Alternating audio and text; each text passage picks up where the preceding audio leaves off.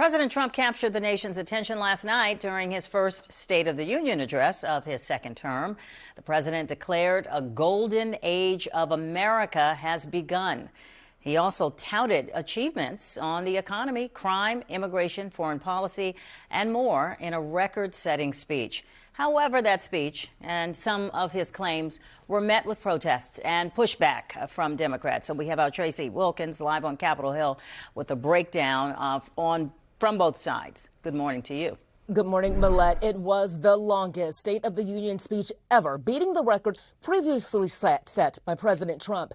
He clearly delivered the message that he hopes Republicans will spread as the midterms grow closer. But in their response, Democrats challenged the president's reality with what recent polls show Americans are really feeling. As President Trump addressed members of Congress for the second year of his second term. Our nation is back, bigger, better, richer, and stronger than ever before.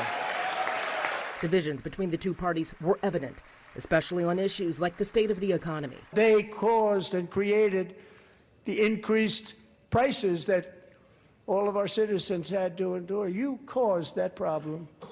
You caused that problem. The president boasted a stronger economy, one of the many issues more than half of Americans believe he's failing on, according to recent polling. Trump also made his case on his tariffs in front of the Supreme Court justices who recently ruled limiting his ability to levy them. But the good news is that almost all countries and corporations want to keep the deal that they already made. The president touted ending wars while promising he will not allow Iran to pursue a nuclear weapon. I will never allow the world's #1 sponsor of terror, which they are by far, to have a nuclear weapon. Several Democrats boycotted the speech, while some who were there at times shouted in protest, especially apparent when the president accused Democrats of supporting sanctuary cities and not his immigration policies. They're blocking the removal of these people out of our country, and you should be ashamed of yourself.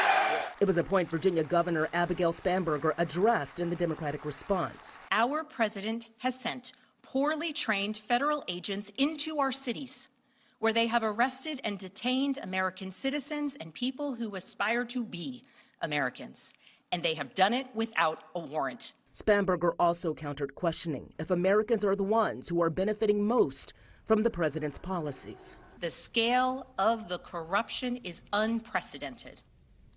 The president did not acknowledge Americans who have been killed by federal immigration officers, which was a source of some of the pushback from Democrats in the chamber.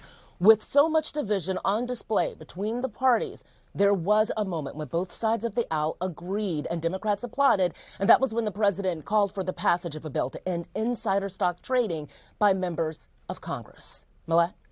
Well, Tracee, we understand there was another event held during the State of the Union that a number of Democratic Congress members attended. Tell us more.